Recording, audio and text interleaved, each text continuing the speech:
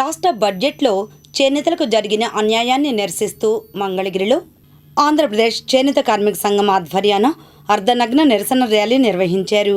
ఈ కార్యక్రమంలో నాయకులు చిన్ని తిరుపతయ్య, పిల్లలమరి నాగేశ్వరరావు, అన్నవరపు ప్రభాకర్ తదితరులు పాల్గొన్నారు.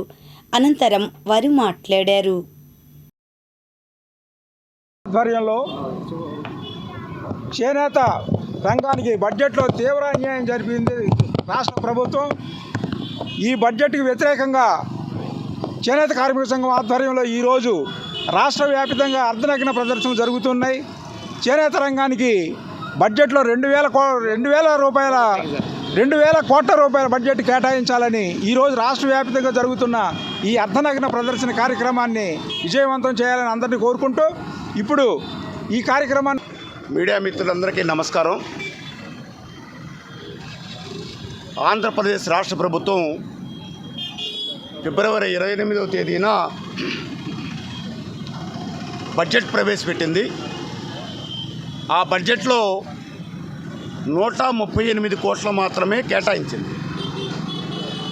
గతంలో వైసీపీ ప్రభుత్వం ఉన్నప్పుడు బడ్జెట్లో 200 కోట్లు కేటాయించి నేతన్న నేస్తానికి మరో 200 కోట్లు కేటాయించారు. అంటే 400 కోట్ల రూపాయలు వాళ్ళు కేటాయించారు.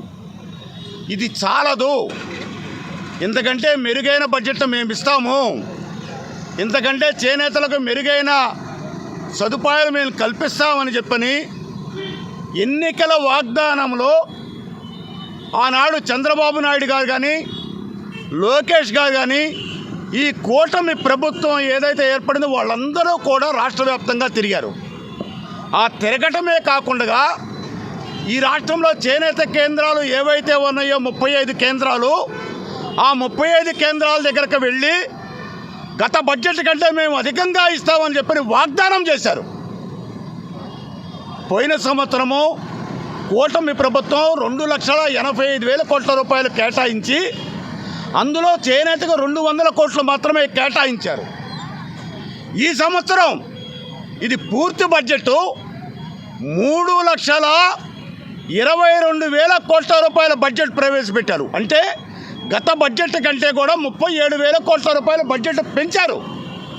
ఆ పెంచిన దామాషా ప్రకారం ఈ చేనేతకు పెంచకుండా గతంలో 200 కోట్లు ఇస్తే ఈసారి 138 కోట్లు ఇచ్చి మీరు ఇచ్చిన వాగ్దానాలను మర్చిపోయి రాష్ట్ర వ్యాప్తంగా ఆంధ్రప్రదేశ్ చేనేత కార్మిక సంఘం కేంద్ర ప్రభుత్వం అదేవిధంగా రాష్ట్ర ప్రభుత్వం బడ్జెట్లో చేనేతకి చాలా అన్యాయం చేసింది.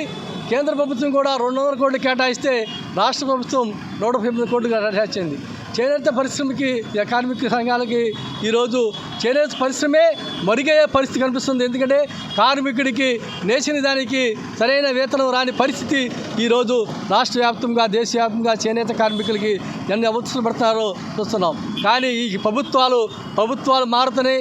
కార్పొరేట్ సంస్థలకి, వ్యాపార సంస్థలకి, ఇండస్ట్రియలిస్టులకి కారు చౌకగా సీములు ఇస్తున్నాయి తప్పితే చేనేత కార్మికుడిని ఆదుకునే విధంగా కేంద్ర ప్రభుత్వం రాష్ట్ర ప్రభుత్వం కానీ వ్యవహరించలేదు.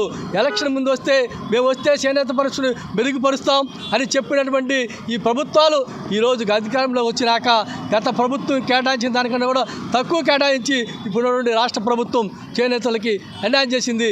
దీన్ని చేనేత కార్మిక సంఘం తరఫున రాష్ట్ర వ్యాప్తంగా అర్ధనగ్న ప్రదర్శన జరుగుతూ ఉంది. ఎందుకంటే గత ఫిబ్రవరిలో ఏర్పాటు చేసినటువంటి రాష్ట్ర ప్రభుత్వం బడ్జెట్ 138 కోట్లే కేటాయించడం జరిగింది.